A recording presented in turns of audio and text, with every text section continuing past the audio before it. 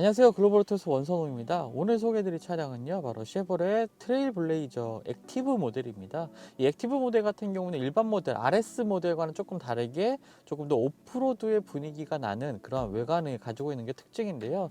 오늘 소개해드릴 부분은 이 차량의 인포테인먼트 시스템 그리고 몇 가지 편의 기능들을 좀 설명드리기 위해서 좀 영상을 준비했습니다. 기본적으로 RS 모델이나 이 액티브 모델이나 인포테인먼트 시스템은 동일합니다. 그런 부분은 좀 참고하시면 좋을 것 같고요. 계기판 기능이라든지 다양한 편의 기능 그리고 인포테인먼트 기능들 어떻게 작동하는지 한번 소개해 드리도록 하겠습니다. 네, 도어터링 같은 경우에는 일반적인 차량과 큰 차이는 없습니다. 메모리 시트 기능이 따로 있는 건 아니고요. 유리창 같은 경우에는 이 1열만 내리고 올리는 게 모두 자동으로 적용이 되고요. 이런 식으로 살짝만 눌렀을 때 올라가고 내려가는 것만 자동으로 되고요. 2열이라든지 조수석 같은 경우에는 오토 기능은 없습니다. 내려갈 때는 자동으로 끝까지 쭉 내려가지만 올릴 때는 쭉 눌러줘야지 이제 올라가는 그런 형태입니다. 그리고 도어 트림 하단에는 이 트렁크 게이트를 어느 정도 열 건지를 이제 설정할 수 있는 그 다이얼이 있는데요. 맥스로 하는 경우에는 가장 높이까지 올라가고 밑에 그 4분의 3으로 되어 있는 경우에는 올라가다가 한 4분의 3 정도에서 이제 멈추게 됩니다. 이런 경우에는 이제 정보가 높은 주차 공간이라든지 이런 곳에서 물건을 꺼낼 때 조금 용이하게 사용할 수가 있겠죠. 그리고 스티어링 왼쪽에는 조명과 관련된 몇 가지 기능들이 있는데요.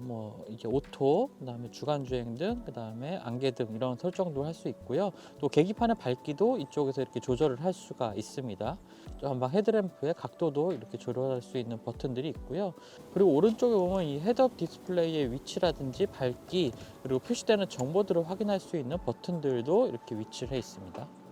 네, 계기판 같은 경우는 왼쪽에는 RPM 게이지, 오른쪽에는 속도계가 표시되고 있고 가운데에는 작은 크기의 디지털 화면이 위치해 있습니다. 이것을 통해서 다양한 기능들을 설정을 할 수가 있는데요. 내용들을 살펴보면요. 일단 기본 화면 같은 경우에 속도계와 그 다음에 주행 가는 거리 이런 것들이 표시되고 있고 그 하단에는 총 주행 거리와 그 다음에 구동 방식, 1륜 구동, 4륜 구동을 전환하는 이런 버튼들도 정보들도 나오고 있는 것을 볼 수가 있고요.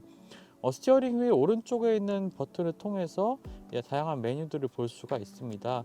이 상단 위쪽에 여러 가지 메뉴들이 나오고 있고요. 첫 번째로는 이제 인포 화면 같은 경우에 지금 스티어링 휠 오른쪽에 있는 다이얼을 아래로 돌려서 여러 가지 정보들을 확인을 할 수가 있습니다. 엔진 오일 수명이라든지 타이어 공기압, 에어 필터에 대한 정보, 그다음에 연료 효율, 그다음에 평균 속도 이런 정보들을 확인을 할 수가 있고요. 그다음에 또 오른쪽으로 넘겨보면 이제 오디오 관련 정보들 나오고 있고요. 그다음에 지도 화면 같은 경우에 이 지도 표시가 있긴 한데 그 지도 화면 자체가 나오는 것은 아닙니다. 그냥 현재 위치만이 나오고 있고요. 이 메뉴 버튼 같은 경우에 눌러보면 최근 목적지와 즐겨찾기 메뉴를 볼 수가 있고요. 다음으로는 연결된 휴대폰과 관련된 정보, 그 다음에 옵션 화면 같은 경우에 이 정보 페이지 옵션 같은 경우에는 속도, 트립 1, 트립 2, 연료 정보 이러한 다양한 정보들을 이 계기판에 표시를 할 건지에 대한 설정을 할 수가 있습니다. 보셨던 화면 아까 좀 전에 보셨던 그 정보들이 이쪽에서 이제 설정이 가능을 한 거고요. 그 다음에 홈페이지 옵션 같은 경우에도 이러한 메뉴들로 구성이 되어 있습니다. 스티어링 휠 왼쪽에는 이 어댑티브 크루즈 컨트롤과 관련된 버튼들이 위치해 있습니다. 이 위쪽에 보시는 버튼이 이 차간 거리를 조절하는 버튼이고요. 그리고 이 버튼은 이제 어댑티브 크루즈 컨트롤 활성화 버튼. 그리고 이 버튼을 길게 누르게 되면은 어댑티브 크루즈 컨트롤에서 일반적인 크루즈 컨트롤로 바꿀 수가 있습니다. 그리고 아래는 이 속도 제한을 걸 수 있는 버튼이 위치해 있고요. 어댑티브 크루즈 컨트롤 시에 이제 속도를 조절하는 것은 이 다이얼을 위아래로 올리고 내려서 이제 속도를 조절을 할 수가 있습니다. 이 버튼은 이제 해제 버튼이고요.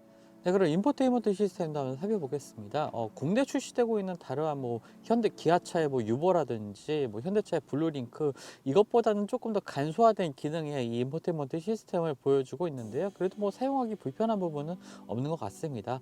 지금 보시는 화면이 이제 초기 화면이고요. 지금 오른쪽에 부분을 클릭하는 경우 지도가 나오고 있는데 클릭하는 경우에 조금 더 확대된 크기의 지도를 볼 수가 있겠고요. 그 다음에 왼쪽 같은 경우에는 이제 오디오 장치 뭐 연결된 휴대폰이 있는 경우에 그러한 정보들이 표시되는 부분입니다. 클릭하면은 이제 오디오 기능으로 넘어가게 되고요. 화면을 조금 옆으로 넘겨 보면은 다양한 메뉴들로 구성이 되어 있는 것을 볼 수가 있습니다. 첫 번째로 오디오 같은 경우에는 뭐 USB라든지 블루투스 연결을 통한 뭐 오디오 어떻게 연결되어 있는지 확인할 수가 있겠고요. 그다음에 전화 같은 경우에도 이제 휴대폰과 연결된 경우에는 뭐 여러 가지 뭐 통화 목록, 뭐 연락처 같은 것들이 연동이 돼서 이제 표시가 되는 부분이 되겠습니다. 내비게이션 같은 경우에는요, 기본적으로 상당히 좀 깔끔한 화면을 보여주고 있죠. 히어맵이 적용되어 있고요. 내비게이션 옵션 같은 경우에는 이 상단에 버튼을 눌러서 화면 표시 같은 경우에 이제 3D로 볼 건지 뭐 2D 화면으로 이런 식으로 2D 화면으로 볼 건지 이런 것들을 설정을 할 수가 있고요. 설정 메뉴로 가보면 여러 가지 정보들을 이제 설정할 수 있는 화면들이 나오고 있습니다. 경로 옵션 같은 경우에는 최소 시간, 뭐 고속도로 우선 이렇게 지정할 수도 있고요. 아니면 뭐 무료도로만 이렇게 최소 시간과 무료도로 우선으로 설정을 할 수 있는 메뉴들 표시되고 있습니다. 뭐 교통정보 안내와 관련된 정보라든지 주행 기록 같은 경우에 관리할 수 있는 메뉴들로 구성이 되어 있고요. 이 상단에 이 목적지 입력을 통해서 여러 가지 목적지를 입력할 수도 있고 이 주변에 있는 편의 시설들에 대한 위치도 확인을 할 수 있는 부분을 볼 수가 있습니다. 그리고 홈 메뉴로 가봐서 이 사용자 부분이 있는데요. 프로필 같은 경우에 그 여러 사람이 이 차량을 좀 사용을 할 때 그 각자의 설정에 맞도록 이 프로필을 저장을 할 수가 있습니다. 이 프로필 만들기 버튼을 눌러보면요. 이런 식으로 뭐 테스트라는 이름으로 한번 프로필을 만들어 보겠습니다. 이미지 같은 것도 지정을 할 수가 있고요. 차량 키가 첫 번째 두 개의 차량 키를 가지고 있을 때 어떤 키로 이제 설정을 할 건지도 지정을 할 수가 있고요. 이제 완료가 됐다고 나오고 있네요. 그런 경우에 이렇게 사용자가 달라져 있는 것을 볼 수가 있습니다. 여러 사람들이 이용할 때 개인 옵션에 맞게 좀 설정을 할 수가 있겠죠. 그리고 설정된 이 사용자 계정 같은 경우에 몇 가지 좀 수정할 수 있는 부분이 있습니다. 그러니까 사용자에 맞게 뭐 시스템 정보라든지 뭐 주로 사용하는 앱 같은 것들 이런 것들 그리고 차량과 관련된 여러 가지 기능들 있죠. 뭐 하차시 라이팅 기능을 뭐 활성화 시키는 것을 이제 프로필 1에만 지정을 할 건지 뭐 이런 것들 뭐 프로필 2 같은 경우는 이런 것을 좀 해제를 해서 다른 사용을 할 수가 있겠죠. 뭐 원격 잠금 같은 기능도 이제 프로필에 맞게 이제 할 수가 있습니다. 발레 파킹 모드의 잠금 기능 같은 잠금 비밀번호 같은 경우에도 사용자에 맞게 이제 설정을 할 수가 있게 되는 거죠. 이제 홈 버튼으로 나가서 보면은 설정 메뉴를 보겠습니다. 여러 가지 설정 메뉴들이 있는데요. 지금 뭐 충돌 감지 시스템 같은 경우에 주행 안전 기능과 관련된 정보들이 나오고 있는 부분이죠. 어댑티브 크루즈 컨트롤, 뭐 출발 알림 기능, 차선 변경 경고 같은 경우에도 이 끄기와 켜기가 있습니다. 이 차선 변경 시에 차량이 경고를 하게 되는지 이런 것이 끄게 되는 건지 이런 설정이라고 볼 수가 있겠고요. 또 후측방에서 접근하는 차량에 대한 경고 메뉴도 이제 끄고 켤 수가 있습니다. 이러한 정보들은 이제 계기판에도 표시가 되게 되겠고요. 그다음에 라이팅 기능 좀 전에 봤던 기능이고요. 편의 설정 같은 경우에는 뭐 핸즈프리 리프트 게이트 차량의 뒤쪽에 있을 때 짐을 들고 있던 상황에서 트렁크가 열리게 하는 발을 집어넣어서 트렁크가 열리게 하는 기능도 있는데요. 이런 것을 활성화시킬 수 있는 버튼, 그다음에 레인 생션 와이퍼, 후진 시 자동 와이퍼 작동 이런 기능들을 설정을 해서 적용을 할 수가 있습니다. 애플 카플레이와 안드로이드 오토가 지원이 되는데요. 애플 카플레이 같은 경우에 저도 지금 아이폰을 쓰고 있는데요. 이 아이폰을 통해서 한번 연결을 해보죠. 애플 카플레이 연동은 간단합니다. 휴대폰 연결 버튼을 누르게 되고요. 제 핸드폰에서 이 블루투스 메뉴 가운데 이제 마이 쉐보레라는 메뉴가 뜨게 되면은 쌍으로 연결, 허용, 그다음에 연결 버튼을 눌러서 이런 식으로 이제 카플레이를 연동을 시킬 수가 있는 거죠. 이제 인식이 돼서 사용을 할 수 있는 것을 볼 수가 있습니다. 애플 카플레이 사용을 눌러주게 되면은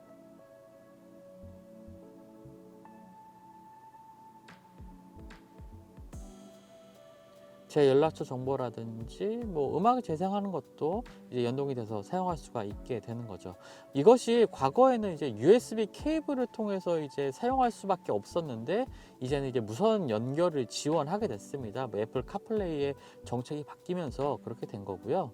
그리고 다음 메뉴로 가보면 이제 온도 조절 시스템이 있는데 공유장치 기능입니다. 지금 이제 꺼져 있는데요. 화면상에 온 오프 버튼을 누르면 이제 온도라든지 풍량, 뭐 바람의 방향 이런 것들을 제어를 할 수가 있는 거죠. 싱크 버튼을 누르게 되면은 운전석과 조수석의 온도를 동일하게 설정을 할 수가 있게 되겠고요. 또 공기 정화 기능이 적용이 돼 있어서요. 지금 활성화되어 있다는 이러한 메시지도 나오고 있는 것을 볼 수가 있습니다. 그리고 상단에 있는 메뉴들도 있지만 이 하단에 작은 아이콘으로 표시된 이 아이콘들을 눌러서 각각의 메뉴들로 이렇게 이동할 수도 있게 되겠고요. 그리고 하단에 이 시계 버튼을 누르게 되면 이 시간대 설정도 변경을 할 수가 있게 되겠고요. 그리고 내비게이션 같은 경우에는 디지털 맵 자체가 이제 SD 카드에 저장이 되어 있습니다. 맵이 지금 저장이 되어 있어서요. 지금 이 빈 공간 같은 것을 눌러보면 이 SD 카드라는 메뉴가 나오고 있는데요. 차량의 하단에 보면 이 SD 카드 슬롯이 있습니다. 거기에 이런 식으로 맵 데이터가 저장되어 있는 이 SD 카드가 있는데요. 이 카드가 없는 상태에서는 이 내비게이션을 눌러도 화면이 나오지 않습니다. 하지만 이거 이제 맵 SD 카드를 삽입을 하게 되면은 이 내비게이션 메뉴에서 확인을 할 수가 있게 되겠고요. 이 지도 같은 경우에는 별도의 오프라인 상태에서 이제 업데이트를 해줘야 된다는 그러한 점들도 참고하시면 좋을 것 같습니다. 근데 공유장치 같은 경우에도 이 인포테인먼트 화면에서 제어할 수가 있었지만 이렇게 좀 외부로 나와 있어서 주행 중에도 편리하게 좀 사용할 수가 있는데요. 기본적인 구성은 일반적인 차량과 동일합니다. 시트 열선, 그 다음에 통풍 시트의 기능들을 활성화할 수 있는 버튼들도 위치를 해 있고요. 그 다음에 싱크 버튼과 함께 스티어링 휠 열선 기능도 이 오른쪽 끝에 위치해 있는 것도 볼 수가 있네요. 그리고 기어노브 앞쪽으로는 핸드폰 충전할 수 있는 무선 충전 패드가 위치해 있습니다. 이런 식으로 삽입을 하면 되는데요. 아이폰 지금 제가 쓰고 있는 핸드폰이 아이폰 11인데요. 아이폰 11 맥스를 쓰고 있는 분이라면 이 무선 충전 패드 안쪽에 공간을 거의 꽉 차지할 것 같고요. 그거보다 조금 더 큰 화면이라면 이 핸드폰이 좀 안 들어갈 수도 있겠다는 생각이 들기도 합니다. 그리고 이 위쪽으로는 이제 USB 포트 두 개가 위치해 있는데요. 독특하게도 이 C타입과 일반적인 USB 포트가 같이 있는 것을 볼 수가 있습니다. 요즘 나오는 차량들 보면 보통 이제 일반적인 USB 포트만 있거나 아니면 USB C 타입만 있거나 하는 경우가 있는데요. 이렇게 좀 하나하나씩 마련되어 있는 것도 좀 편리할 것 같고요. 그 위쪽으로는 아까 말씀드렸던 이 지도 데이터가 저장되어 있는 SD 카드 슬롯이 위치를 해 있습니다. 이것을 빼게 되는 경우에 내비게이션을 사용할 수가 없게 되겠고요. 그 옆쪽으로는 이 시거잭이 하나 위치해 있는 것도 볼 수가 있네요. 핸드폰 무선 충전 패드 뒤쪽으로는 여러 가지 버튼들이 위치해 있습니다. 이제 2륜 구동과 4륜 구동을 활성화시킬 수 있는 버튼이 있고요. 그러면 스포츠 모드 버튼이 있습니다. 사실 스포츠 버튼을 누르게 되면은 뭐 조금 더 높은 RPM을 쓰긴 하지만 그렇게 뭐 극적으로 차이가 나는 주행 성능의 차이는 보이지 않고요. 그리고 그 왼쪽으로는 이제 차선 이탈 방지 시스템의 활성화 버튼이 있습니다. 그다음에 아이들링 스탑 기능을 활성화시킬 수 있는 버튼도 위치해 있고요. ESP 오프 버튼도 이 가운데 쪽에 위치했습니다. 이 부분은 사실 뭐 이 기능을 끄는 경우는 굉장히 좀 위험하기 때문에 항상 활성화를 시켜 놓으셔야 되는데요. 이 버튼이 조금 이 가운데 있는 것은 혹시라도 잘못 버튼들을 누르다가 혹시 끄게 되지 않을까 하는 위치이긴 한데 그래도 이 가운데 쪽에 위치를 해 있습니다. 작은 차량이긴 하지만 수납 공간이 제법 그래도 잘 갖춰져 있습니다. 아까 이 무선 충전 패드가 위치해 있는 공간도 이제 핸드폰을 충전하지 않을 때는 작은 수납 공간으로 사용할 수가 있겠고요. 또 컵홀더 같은 경우에도 굉장히 좀 넉넉한 크기의 컵홀더뿐만 아니라 이 가운데 좀 분리된 공간도 있어서 이런 곳에 이제 키를 홀딩 시킬 수도 있겠고요. 컵홀더 자체에 이제 날개가 고정시키는 날개가 있는 것은 아니지만 그래도 쓰임새가 좋은 형태이기도 합니다. 그리고 그 뒤쪽으로도 작은 수납 공간이 위치해 있어서 쓰임새가 괜찮고요. 컵홀더 뒤쪽에 이제 암레스트가 있는데요. 이 주행할 때 사실 이 암레스트의 높이가 좀 상당히 높아서 팔을 두기 조금 애매해서 불편했던 점이 있는데 열어보면요. 2단으로 된 트레이가 있는 이 수납 공간을 볼 수가 있습니다. 이 트레이를 제거하게 되면 상당히 좀 깊은 깊이의 이 수납 공간도 확인할 수 있는데요. 좀 그래서 이제 암레스트의 높이가 너무 높아서 오히려 수납 공간에 있어서는 이점이 있겠지만 팔 위치가 조금 두기 애매하다는 단점도 가지고 있는 이 암레스트 공간이었습니다. 그리고 이 조수석 앞쪽에는 이렇게 살짝 이 고무 패널이 덧대어져 있는 이 작은 물건들을 둘 수 있는 이 수납할 수 있는 공간이 있습니다. 작은 틈새긴 하지만 밑에 말씀드렸던 것처럼 고무 패드가 덧대어져 있어서 좀 물건을 놨을 때 미끄러지지 않고 조금 잠시 둘 수 있는 그러한 공간이 될 것 같네요. 2열 공간 앞쪽에도 USB 포트가 2개가 위치해 있는데요. 1열처럼 이제 일반적인 포트, 그 다음에 C타입의 포트 2개가 위치해 있습니다. 미국 사양 모델 같은 경우에는 이쪽에 이제 220V 콘센트가 위치를 해 있는데요. 국내 사양에는 이 콘센트가 적용이 되어 있지 않아서 저렇게 고무 패드가 덧대어져 있는 것도 확인할 수 있네요. 쉐보레 트레일블레이저에는 이제 핸즈프리 리어 게이트 기능도 적용되어 있습니다. 손에 짐을 든 상태에서 물건을 싣기 조금 더 편리한 기능이라고 볼 수가 있겠는데요. 사실 이 급의 차량에서는 이런 기능을 찾아보기 힘들긴 하죠. 쉐보레 트레일블레이저의 좀 장점이기도 한 것 같습니다. 일단 차 키를 가지고 있는 상태에서 이 리어 게이트에 접근을 한 후에요. 그 다음에 이 하단에 보면은 이 차량의 그 쉐보레 마크가 이제 등 불빛으로 좀 표시가 되는 부분이 있습니다. 그 부분에 이제 발을 갖다 대면 이런 식으로 문이 열리게 되게 되겠죠. 그리고 전동식 리어 게이트가 적용되어 있다는 점도 좀 특징이라고 볼 수가 있겠습니다. 동급에서는 조금 찾아보기 힘든 옵션 사항이기도 하죠. 그리고 이 스마트 키를 통해서도 좀 열 수가 있는데요. 전동식이기 때문에 2번만 눌러주면 자동으로 열리고요. 또 2번 다시 누르게 주게 되면 자동으로 닫히기도 합니다. 네, 지금까지 쉐보레 트레일블레이저의 인포테인먼트 기능과 편의 기능, 그다음에 주행 보조 기능들을 살펴봤습니다. 저희 시승기와 함께 하신다면 구매에 좀 도움이 되지 않을까 하는 생각이 드는데요. 저는 또 다음 시승 영상을 통해서 만나 뵙도록 하겠습니다. 감사합니다.